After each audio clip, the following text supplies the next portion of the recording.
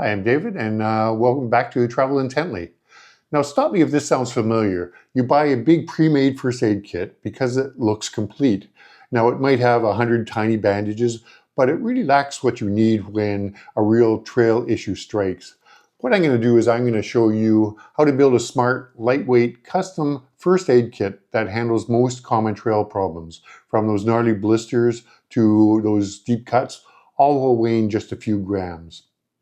This isn't about tossing things in a bag. It's about building a system. It's about being ready for common issues like wounds, bites, and infections. And by the end of this video, you'll have a complete checklist to build your own DIY kit that offers true peace of mind without the weight penalty. We're talking about a kit that weighs 200 grams. And the best part? It will be more effective, cheaper, and built just for you. Now, when Gail and I talk about doing long distance walks, we're not talking about true wilderness walks. We're not walking the Pacific Crest Trail or the Appalachian Trail with multiple days between any sort of community or help. But we're walking our pilgrimage trails like the Camino de Santiago or the Via Francigena or the Shikoku 88 Temple route in Japan, all of which we've done. And we've done several town-to-town or lodging-to-lodging kinds of walks where we're always within a few hours of getting medical assistance or a pharmacy to buy supplies. We don't need a bulky first aid kit for that. We just need enough to get us to the community we'll spend the next night in. So let's build this thing. The absolute heart of any first aid kit is managing wounds and blisters. And honestly, get this right and you've handled about 80% of your problem. First up, hygiene. You're going to need 4 to 6 alcohol or antiseptic wipes. This is non-negotiable. You need to clean your hands before touching the wound, and then clean the skin around the wound. This is your first and best defense against infections. Next, for the wound itself, carry a small tube of antibiotic ointment like polysporin. For covering the wounds, you need options. We carry a few 1-inch sterile gauze pads for direct pressure or dressing bigger scrapes. And we also pack a small roll of gauze for larger wounds or even smaller wounds. For small cuts, a collection of about 6 assorted adhesive bandages works wonders. The only problem with bandages is that they quickly fall off if you're sweating or if it's raining. So we use these for short term to protect a wound until something more durable is applied. And that more durable solution starts with a wonderful sports tape called Leukotape P.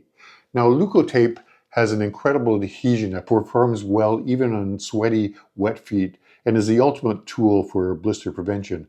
The second you feel a hot spot, stop and put a smooth piece of Leukotape over the area. This creates a tough, low-friction barrier that acts like a second skin. Now, for a blister that's already formed, you can build a small donut pad with a piece of gauze in the center of your piece of Leukotape that will help relieve the pressure, and then add a dab of antibiotic ointment, and then lock it all down with your Leukotape. Now, this stuff will stay on for days, even in tough conditions. You can shower with it on and it will not come off, yet when you pull it off, it won't take a layer of skin with it. Over the years, we've tried many proprietary blister kits and we've found that they've always failed because they won't stick to our sweaty feet for an entire day. Now, Leukotape has become our proven, tested solution for handling hot spots and blisters. And the same goes for those small cuts and scrapes. All you have to do is cut a piece of gauze to fit, apply a bit of antibiotic ointment, and then cut a piece of Leukotape to cover it all, and it should last for several days. Leukotape comes in a rather bulky and heavy 15-yard roll, and you don't need that much, so what we do is we respool a good length of it onto a small spindle like a ballpoint pen or a small piece of dowel, or even those small plastic spools that come in the center of a roll of doggy poop bags. There's a few necessary tools that you're going to have to put into your first aid kit. First of all, you're going to need a pair of scissors. Now, we carry a pair of Fiskar travel scissors. Now, use these for a number of our walks. And they fold into a compact size and are TSA compliant, so you can put them into your carry-on bags.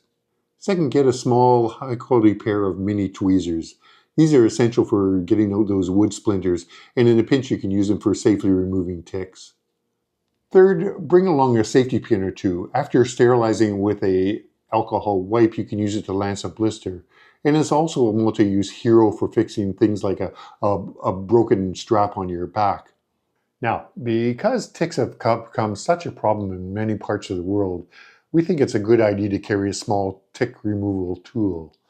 They're much easier to use than a pair of tweezers and probably more effective as well. Now, what we do is we carry the Trix tick remover, but there's many other similar devices out there. What you do is you just wrap that little green loop around the head of the tick and do a little twisting movement, and then you can pull it off with that. It's quite nice to use. Finally, here's our secret weapon for sprains.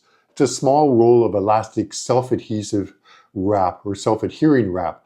It's often called Coban, but you can find it in drugstores quite easily. Just be sure to keep the little instruction sheet that comes with it. What it does, it'll provide light compression and support for a twisted ankle or wrist. Now, many of us grew up hearing about RICE, which is rest, ice, compression, and elevation.